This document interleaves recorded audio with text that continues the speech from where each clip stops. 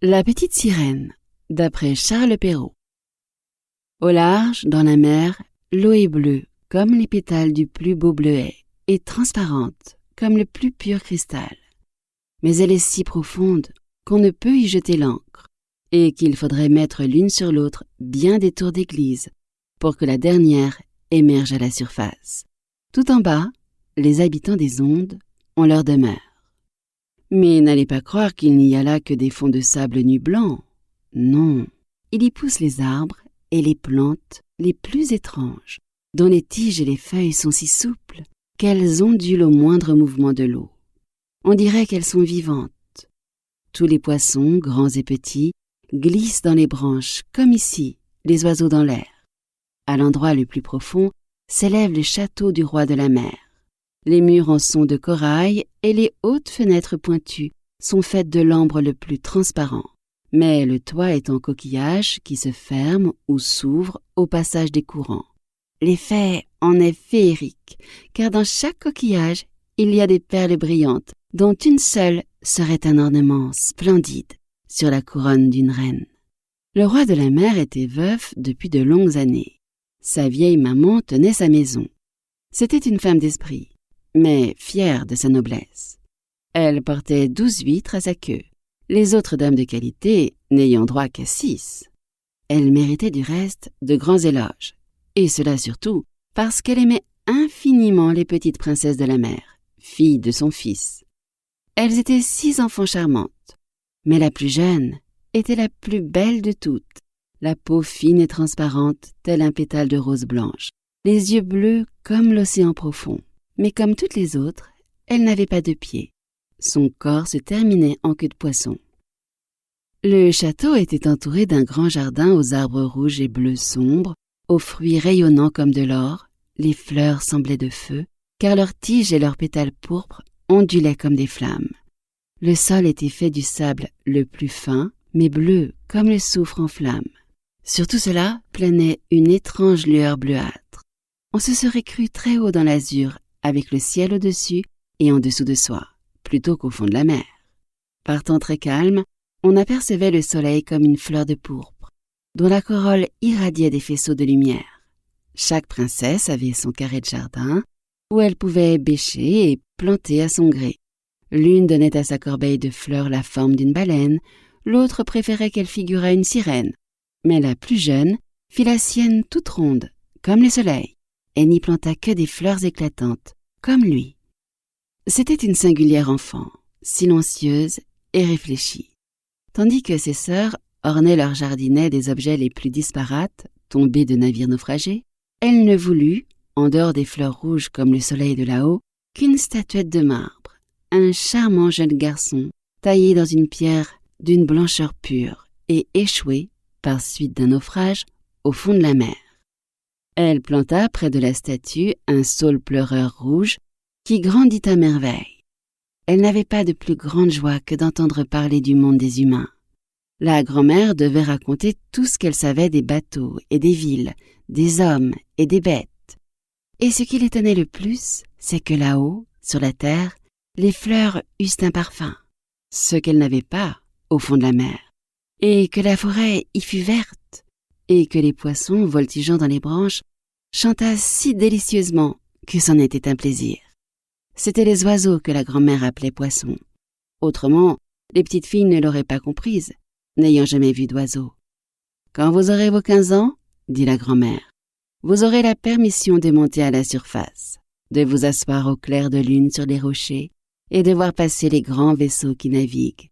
Et vous verrez les forêts et les villes, vous verrez. » Au cours de l'année, l'une des sœurs eut 15 ans, et comme elles se suivaient toutes à 1 an de distance, la plus jeune devait attendre 5 grandes années avant de pouvoir monter du fond de la mer. Mais chacune promettait aux plus jeunes de leur raconter ce qu'elle avait vu de plus beau dès le premier jour. Grand-mère n'en disait jamais assez à leur gré. Elle voulait savoir tant de choses. Aucune n'était plus impatiente que la plus jeune, justement celle qui avait le plus longtemps à attendre, la silencieuse, la pensive. Que de nuit elle passait debout, à la fenêtre ouverte, scrutant la sombre eau bleue que les poissons battaient de leurs nageoires et de leur queue. Elle apercevait la lune et les étoiles plus pâles, il est vrai, à travers l'eau, mais plus grandes aussi qu'à nos yeux. Si parfois un nuage noir glissait au-dessous d'elle, la petite savait que c'était une baleine qui nageait dans la mer, ou encore un navire portant de nombreux hommes, lesquels ne pensaient sûrement pas qu'une adorable petite sirène, là, tout en bas, tendait ses fines mains blanches vers la quille du bateau. Vint le temps où l'aînée des princesses eut 15 ans et put monter à la surface de la mer. À son retour, elle avait 1000 choses à raconter. Mais le plus grand plaisir, disait-elle, était de s'étendre au clair de lune sur un banc de sable, par une mer calme, et de voir, tout près de la côte, la grande ville aux lumières scintillantes comme des centaines d'étoiles, d'entendre la musique et tout ce vacarme des voitures et des gens, d'apercevoir tant de tours d'église et de clochers, d'entendre sonner les cloches. Justement, parce qu'elle ne pouvait y aller. C'était de cela qu'elle avait le plus grand désir. Oh, comme la plus jeune sœur l'écoutait passionnément. Et depuis lors, le soir, lorsqu'elle se tenait près de la fenêtre ouverte et regardait en haut à travers l'eau sombre et bleue, elle pensait à la grande ville et à ses rumeurs, et il lui semblait entendre le son des cloches descendant jusqu'à elle. L'année suivante, il fut permis à la deuxième sœur de monter à la surface et de nager comme elle voudrait. Elle émergea juste au moment du coucher du soleil, et ce spectacle lui parut le plus merveilleux. Tout le ciel semblait d'or et les nuages, comment décrire leur splendeur? Pourpre et violet, ils voguaient au-dessus d'elle, mais plus rapides qu'eux, comme un long voile blanc, une troupe de cygnes sauvages volait très bas au-dessus de l'eau vers le soleil qui baissait. Elle avait nagé de ce côté, mais il s'était enfoncé, il avait disparu, et la lueur rose s'était éteinte sur la mer et sur les nuages. L'année suivante, ce fut le tour de la troisième sœur. Elle était la plus hardie de toutes. Aussi remonta-t-elle le cours d'un large fleuve qui se jetait dans la mer. Elle vit de jolies collines vertes couvertes de vignes, des châteaux, et des fermes apparaissaient au milieu des forêts. Elle entendait les oiseaux chanter, et le soleil ardent l'obligeait souvent à plonger pour rafraîchir son visage brûlant. Dans une petite anse, elle rencontra un groupe d'enfants qui couraient tout nus et barbotaient dans l'eau. Elle aurait aimé jouer avec eux, mais ils s'enfuirent effrayés, et un petit animal noir, c'était un chien, mais elle n'en avait jamais vu, aboya si férocement après elle qu'elle prit peur, et nagea vers le large. La quatrième n'était pas si téméraire, elle resta au large et raconta que c'était là précisément le plus beau. On voyait à des lieues autour de soi, et le ciel au-dessus semblait une grande cloche de verre. Elle avait bien vu des navires, mais de très loin. Ils ressemblaient à de grandes mouettes. Les dauphins avaient fait des culbutes, et les immenses baleines avaient fait jaillir l'eau de leurs narines, des centaines de jets d'eau. Vint enfin le tour de la cinquième sœur. Son anniversaire se trouvait en hiver. Elle vit ce que les autres n'avaient pas vu.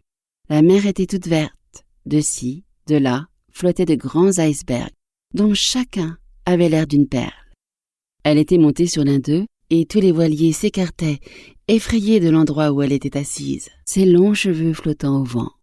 Mais vers le soir, les nuages obscurcirent le ciel, il y eut des éclairs et du tonnerre, la mer Noire élevait très haut les blocs de glace scintillant dans le zigzag de la foudre.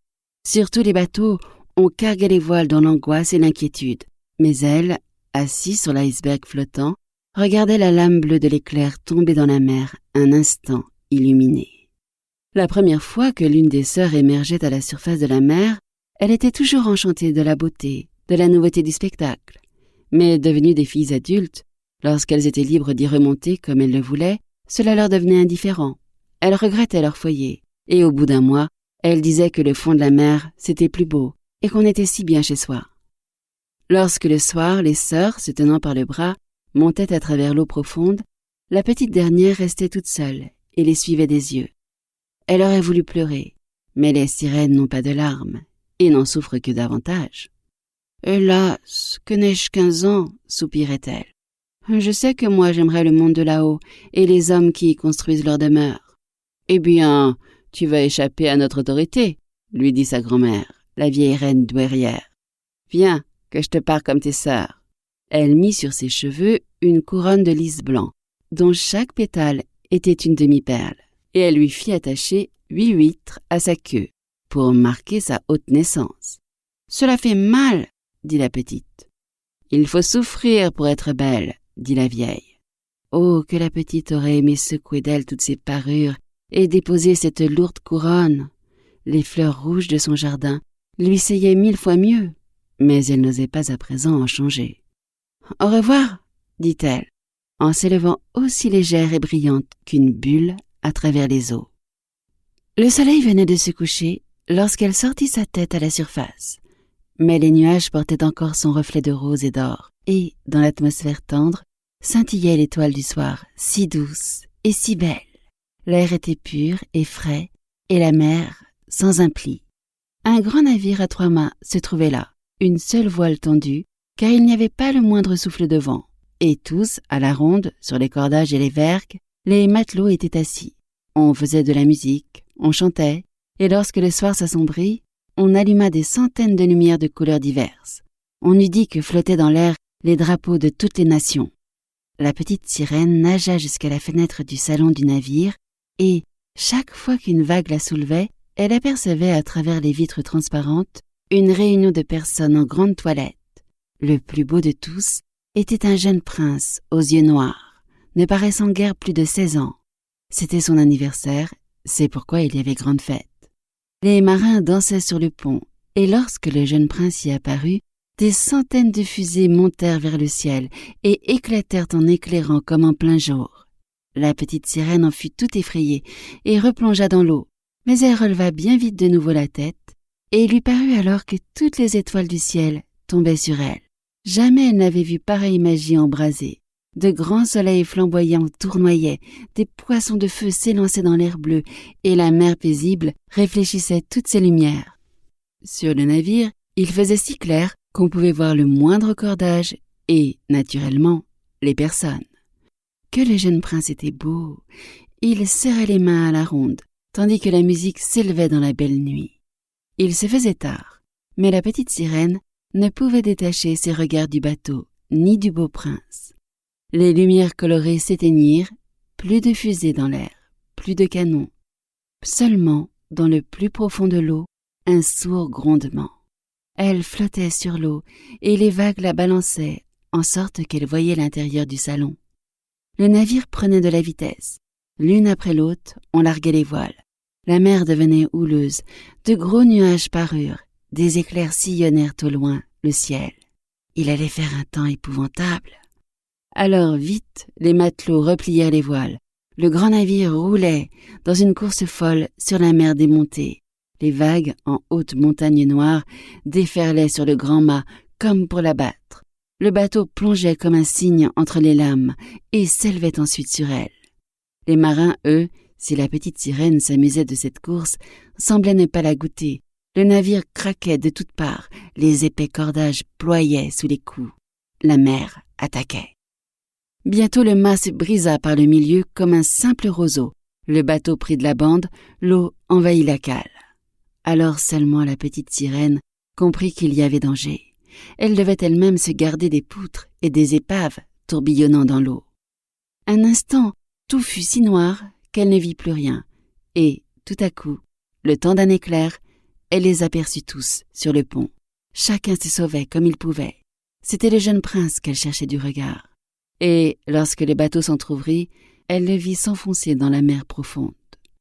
Elle en eut d'abord de la joie, à la pensée qu'il descendait chez elle, mais ensuite, elle se souvint que les hommes ne peuvent vivre dans l'eau et qu'ils ne pourraient atteindre que mort le château de son père. Non, il ne fallait pas qu'il mourût. Elle nagea au milieu des épaves qui pouvaient l'écraser, plongea profondément, puis remonta très haut au milieu des vagues, et enfin, elle approcha le prince. Il n'avait presque plus la force de nager, ses bras et ses jambes déjà s'immobilisaient, ses beaux yeux se fermaient. Il serait mort sans la petite sirène. Quand vint le matin, la tempête s'était apaisée. Pas le moindre débris du bateau n'était en vue. Le soleil se leva, rouge et étincelant, et semblant ranimer les joues du prince. Mais ses yeux restaient clos. La petite sirène déposa un baiser sur son beau front élevé et repoussa ses cheveux ruisselants. Elle voyait maintenant devant elle la terre ferme aux hautes montagnes bleues couvertes de neige, aux belles forêts vertes descendant jusqu'à la côte. Une église ou un cloître s'élevait là, elle ne savait au juste, mais un bâtiment. Des citrons et des oranges poussaient dans le jardin, et, devant le portail, se dressaient des palmiers. La mer creusait là une petite crique à l'eau parfaitement calme, mais très profonde, baignant un rivage rocheux couvert d'un sable blanc très fin. Elle nagea jusque-là avec le beau prince, le déposa sur le sable, en ayant soin de relever sa tête sous les chauds rayons du soleil. Les cloches se mirent à sonner dans le grand édifice blanc, et des jeunes filles traversèrent le jardin.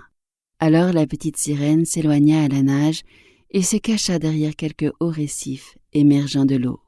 Elle couvrit d'écume ses cheveux et sa gorge pour passer inaperçue, et se mit à observer qui allait venir vers le pauvre prince. Une jeune fille ne tarda pas à s'approcher. Elle eut d'abord grand-peur, mais un instant seulement. Puis elle courut chercher du monde. La petite sirène vit le prince revenir à lui. Il sourit à tous à la ronde, mais pas à elle. Il ne savait pas qu'elle l'avait sauvé.